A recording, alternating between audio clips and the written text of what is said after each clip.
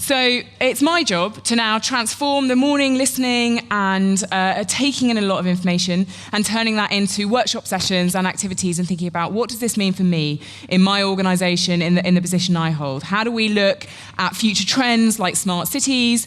How do we look at the business response? How do we look at the government response? How can we start to understand what is the way that we take these things forward? So that's what we're trying to do. We're going to do a short session before lunch to kind of introduce you to what we might be looking at this afternoon, introduce you to the future trends, introduce you to how we might respond using a system innovation approach.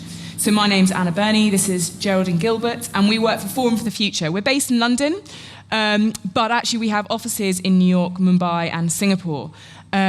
We are a charity and we work to really solve some of these tricky sustainability challenges. We work on issues like the circular economy, like smart cities, like sanitation issues.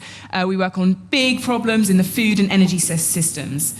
And we're trying to find out ways that we can really unlock some of those challenges. We work with some big companies, Unilever, I'm in Unilever tomorrow, looking at how they can transform big issues such as deforestation, sustainable agriculture, their WASH agenda, the sort of sanitation. How do they create these big transformations? I've been working with Nike, looking at taking materials out of their supply chain. How do they not materials, toxics out of the materials. How do we help these big companies also work with the small guys? How do we bring in new innovations, new ideas? How do we broker those relationships? So we're really trying to find out how do we move from the futures work we do into the kind of practical facilitation of those issues.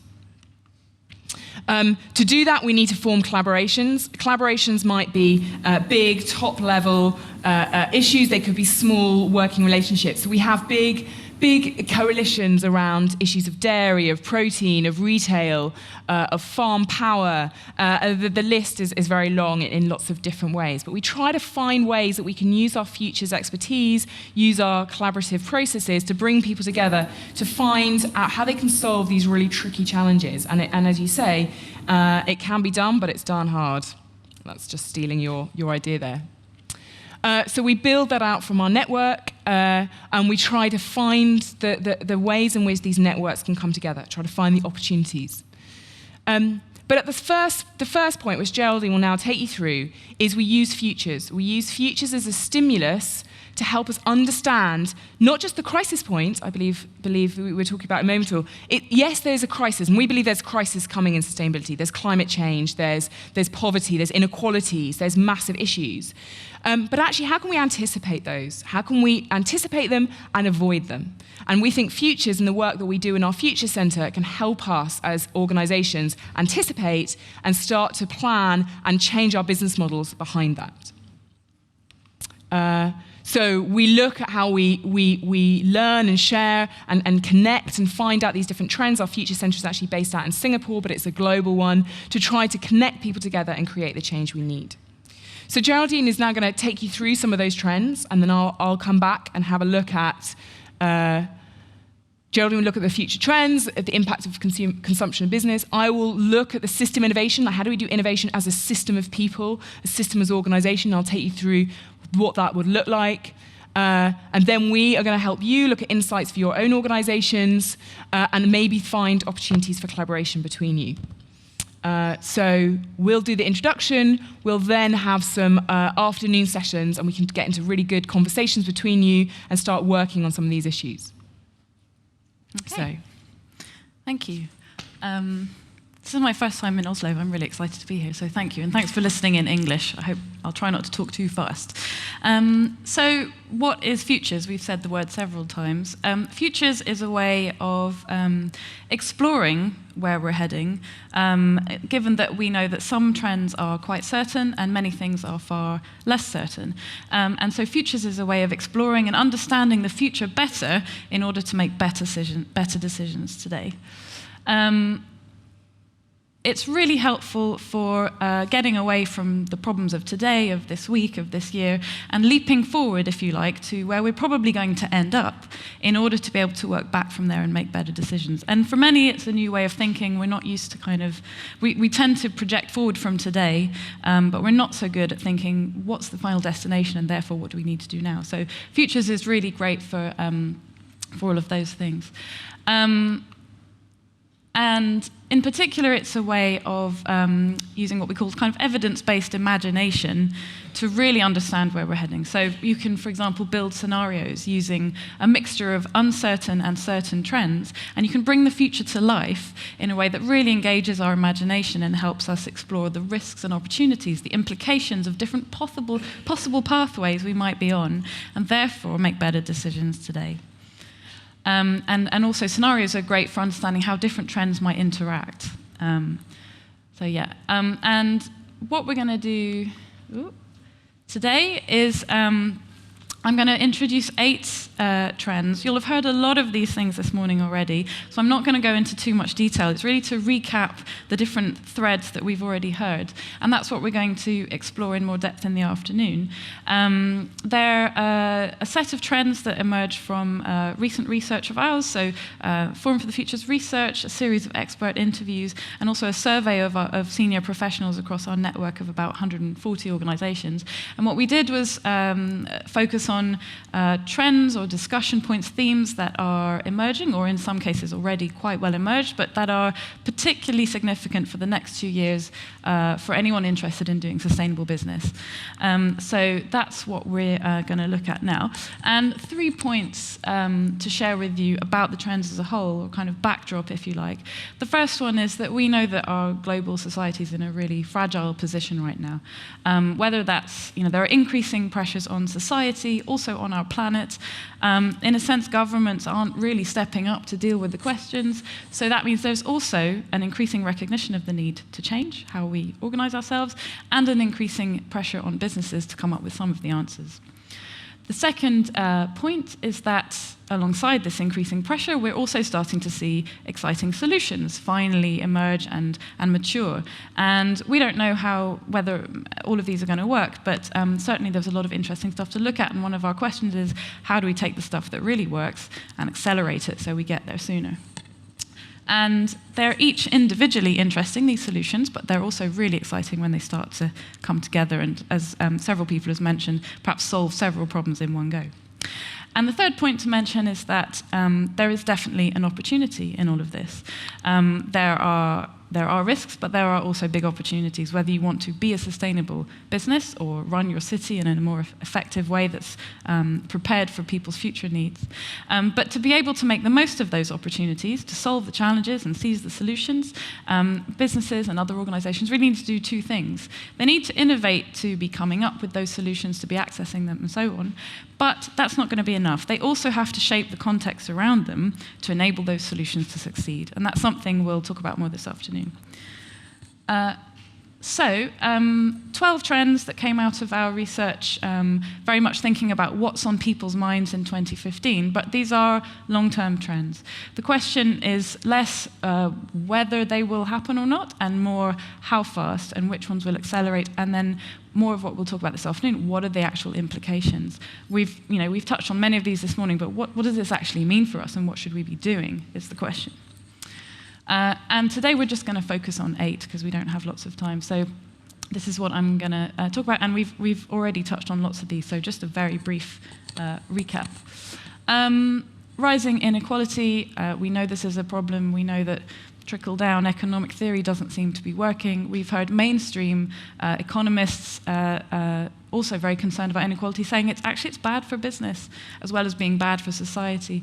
There was a really interesting study in the US a couple of years ago assessing the total contribution of a Walmart store to society, if you factor in all of the costs and benefits. And they reckon that the average hypermarket cost the state about $1 million a year or something like that. So a lot more focus on wages, living wages, dependency on food banks, even in rich countries. So we can see that inequality is an issue, and we can expect it to become more important. The sharing economy, we've already talked about this a lot. Again, the next generation is much more relaxed about sharing things. Norwegians maybe a little bit less, but whether it's sharing cars or tools or land or even time, we don't know really where this is going to go. And some businesses are kind of experimenting with this, making something of it. Some are resisting, so we'll have to see what happens with that. The circular economy, we've mentioned this many times already today, but basically we can expect sooner or later to be living in a world where there's no such thing as waste. And that does fundamentally challenge a lot of the ways that our society is organized. It's much more modeled on natural systems where everything is a resource. And that presents lots of opportunities, but also lots of risks for businesses built on generating waste and not really paying for it. This picture is from the launch of the world's largest aluminium recycling plant by a company called Novelis that we worked with. They've invested $500 million in that plant to be ready for future capacity because they know that there won't be enough aluminium to keep using it new. So they're getting ready for that already. Michael talked about this earlier, so the Internet of Things, connected, smart devices, and so on. We think this could fundamentally change how we live in our homes in the near future. And people have been talking about smart fridges for a really long time, and nothing's happened, probably because it doesn't really solve any problems. But there are now much smarter things happening in the home, and that could also really change how we live. It could potentially, the smart management of energy-using machines within and across houses could potentially take out the need for several power stations. So this is what we're talking about. The bioeconomy, you may or may not be familiar with this term. It refers to an understanding of the genetic level, the molecular level of things, and then applying that to industrial processes. So you were talking about algae, that was my example as well. We can use algae, we can use these bioprocesses to get algae, turn it into edible protein, or turn it into a substitute for palm oil in cosmetics or cleaning products, for example. We can use it to clean up slurry from toxic waste pits and things like that. And there are sustainability pros and cons, there are ethical concerns and so on, but it's a very real question of, if we run out of soil or land, if we run out of farmers, might we not need to make some of our natural materials from scratch, like synthetic vanilla, things like that. So I think that will increase in significance. There's an unstoppable momentum, it would seem, for renewable energy, at least I hope so. 2014 was quite a big year. It really felt like some kind of a tipping point. At the same time, we saw more capacity for renewables installed across the world than ever before. And we also saw, for example, coal use decline for the first time in China. We've also seen everyone from the World Bank to various church groups talk about divesting from certain fossil fuel-based investments. So lots happening in renewable energy, including community-owned renewables, which is really interesting too. It's a kind of sharing economy meets renewable energy almost. So that will have impacts for how much we pay for energy, where it's generated, how we organize. I keep losing my microphone. From radical transparency to ultra-transparency. A bit like I said earlier, we know that sooner or later we'll be living in a world where there's no such thing as waste. It's almost certain also that sooner or later we'll be living in a world where there is an unprecedented amount of transparency and traceability. It's becoming increasingly normal to know the story behind a product, where it was from, who made it, how much they got paid, and so on. And that also presents opportunities for brands, but also huge risks if someone else finds out about you before you do. So we can expect companies to need to have really squeaky clean supply chains really in the future. But also you can enable a lot of change by having more information and sharing it in the right ways, as we've already discussed. And one more, so the role of business. I know not all of you are from a business background in the room, but we're starting to see a change in how people understand the role of business in society. Our theory at Forum is that as sustainability trends become more and more tangible to people in daily life, climate change, population growth, lack of resources, and so on, it will become more required of businesses to show what their purpose is and prove that they are contributing to solutions rather than creating problems. And so as part of that, we're seeing a shift in what return on investment should be. And we mentioned Unilever. Another one is Tim Cook of Apple, who recently told shareholders, if you're not long-term shareholders, you probably don't need to invest in our business. And there's a real redefining of what business is for. There's also a movement of businesses talking about being net positive with their environmental impact, for example, or getting interested in restorative agriculture. And all of that takes long-term thinking and a reshaping of what business is for in society and what kind of return it delivers and when. So that's a whistle-stop recap tour of the trends that we'll be able to explore more this afternoon. And I'm going to hand back to you to say, even though we know all of this, what do we actually do about it? It's all very well, it's 10, 15, 20 years away, so what do we do now that we know that all of this is happening? Brilliant, thank you, Geraldine. So, system innovation. I've got a crazy job title called Head of System Innovation Lab, and people go, what do you do? What do you do? So hopefully, in the next 5 minutes, you'll have an idea of the kind of approaches we think are needed in order to tackle and address some of these futures trends that are coming our way. So we think we need to create the big shift. We think that we need to create a sustainable future, and under that, we need to transform key systems like food and energy that we rely on. And individual efforts are not going to be enough. We need to start working together differently, and we all need to play a role in that. So we've done a lot of research and saying, well, what is the framework? How can we start to understand this big shift? And actually, innovations don't happen in a linear way. A lot happens underneath the surface, and then there's this shift, a kind of a shift and a reorganization of the economy, of society, of the way we live and work. And this can be characterized by an S-curve. So this curve here. And so there's usually, at the start, a need to experience what's happening, a diagnosis, maybe using futures or other systemic tools, and an understanding of what is the problem. There are innovations, pioneering practices, things that people are trying to do, and we've heard a lot about some of those examples today, those innovations. But how do we move from those innovations, the need, the problem, the diagnosis, and then we start to say, how do we create a tipping point? How do we move to a totally new economy? How do we move to a totally different way that we operate our cities and the way we live our lives? And that's what I'm going to take you through here. System innovation is using that diagnosis, taking some of those innovations and saying, how do we start to create that tipping? How do we create not just innovations in isolation, but a system innovation, interventions that start to really shift and create that kind of big shift that's required. For individual organizations, they have to do two things.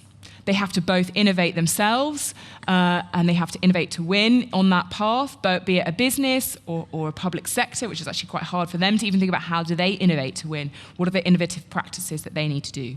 But they also need to shape their context. If they know that this future is coming, if they know and they can anticipate this, they need to understand their role in shaping the context in which they're in and saying, what part do we play in a new sort of economy, in a new sort of a way of working, so we can all be on a path to a better future? What responsibility do we take? So we need to look at these two different cogs, these two different approaches, and say, how do we innovate, and how do we also shape the context to make sure we are going to win in that new future? So the process that we undo is we diagnose, we pioneer, we scale, but it's not as simple as saying it's a linear process. It's systemic.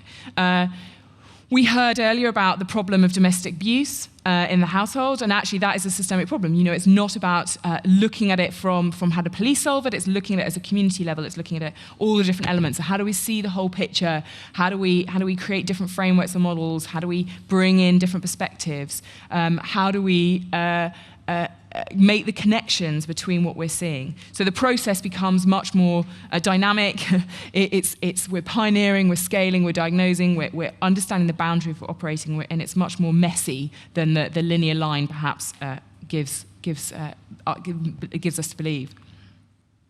So at the heart of this, you know, if we've got the innovation and the challenge, the diagnosis, the innovation at the left-hand side, and we want to create impact, sustained, and new mainstream on the right, this kind of interconnection of all these different parts need to come together. Different actions need to happen in a coordinated or serendipitous or synergistic kind of way to create that kind of impact.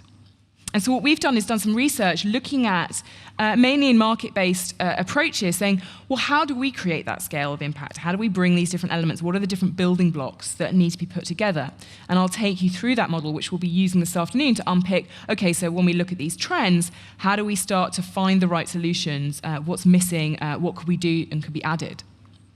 And a lot of that is done through different forms of collaboration. So collaboration as a whole, industry and sector, collaboration across new markets, market shaping, open innovation processes becoming much more common in businesses. How do they not just operate by themselves? And really trying to bring people together to solve problems.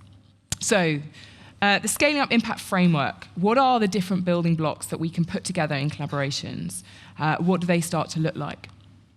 So we've heard a lot today, and your talk about the products and services that we might need. We need to drive better products and services. We need to drive transformational products and services. Zipcar was going to be my example, so the car sharing.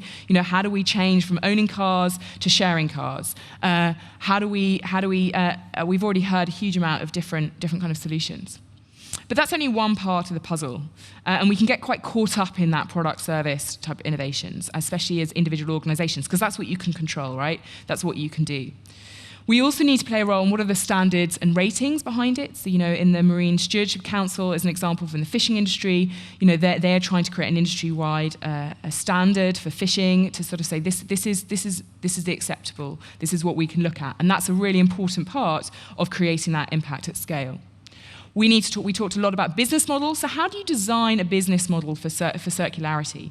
How do we start to look at value networks? We've been looking at the idea of value networks. And how do you see your part as an organization as part of a wider value network? How does the business model work behind that? We need to really unpick what some of those business models look like. How do we move beyond business models we had Airbnb speaking at our event at Christmas, talking about value networks, and they're talking about, actually not just talking about economic value. Trust is the massive commodity that they're trading on. How do you make that part of your value network? How do you see both the hosts and the people who kind of use Airbnb not just as money transactions, but as kind of social transactions? And to get business models and value underneath that is going to be really critical for scale. How do we increase access to solutions? And Michael earlier was talking about IBM. Digital is the massive way in which we're going to increase access to solutions. How do we enable smart cities? How do we use the Internet of Things? But we also need to look at, in more of emerging markets, how do we create literally access to products and services? The Coca-Cola distribution model. How do we enable that to enable people to have access to energy or sanitation products within their local communities? So we need to think not just about the business model, but how do you ensure that people have access to those solutions? End user demand, a lot of what happens is up here and also in the behavior that you undertake as consumers or as citizens. How we live our lives and what we do is quite ingrained in our habits and behaviors. What's our role in changing that end user demand? How do we start to do that? And Unilever have been doing quite a lot of work on the idea of hand washing, a very simple thing that both helps solve sanitation issues but also grows their business, because the more people wash their hands, the more soaps they sell. So there's kind of like how do they create behavior change that both benefits their business but also creates health impacts like in sanitation. How do we reshape our supply chains? How do we, we're talking about Nike earlier, how do they take out toxic chemicals out of their supply chains? How do they look at labor issues in their supply chains? How do they ensure that the products that they're coming through are being both transparent, but that transparency is leading to better practices? And we're looking at things like how do we improve sustainable aquaculture, prawns in Southeast Asia at the moment? How do we ensure that supply chain is working? And how do we bring in the financiers, the lawyers, to build the capacity of the farmers to really change the nature of the supply chain? So we're not just reliant on these mass prawn farms, we're actually starting to think about the smallholder farmers and a different kind of supply chain. So the final two, if these are kind of how do you move from products and services into kind of building a market, we also need to think about the advocacy. I think somebody mentioned Unilever again a moment ago about how Paul Polman's been talking about long-term reporting. He's been advocating for a different kind of financial system and saying that actually I can't run my business on the long term unless the financial system changes. And they're doing a lot of work behind the scene on the COP climate change process at the moment as well. So how do you create an enabling context and use advocacy to do that, both in politics but also in kind of other systems like finance? And finally, the hard one to understand, but I think is a really key part of this, and I guess I would say that as somebody who works in organisations to try to set up these catalytic kind of collaborations, is how do you create platforms and intermediary bodies that really can start to drive forward the change?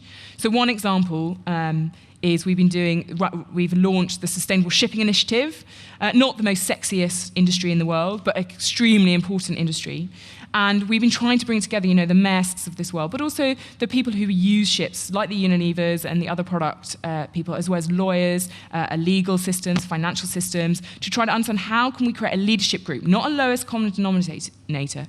A lot of trade bodies kind of operate for everyone. How do you create leadership groups? How do you create platforms that are really trying to pioneer and push the practices? And usually they start involving some of these other building blocks and start pulling together the different actions of people to really drive forward change in a system. So these are 8 building blocks that we've identified needed to kind of create system innovation, needed as part of the picture of how you create change. You probably need to think of a few of them, if not all of them, when we're thinking about a big impact and issue. So we're going to use this afternoon to both unpick what these future trends look like and to apply that to what could be done in this industry or sector, what could be done to address that trend. Okay.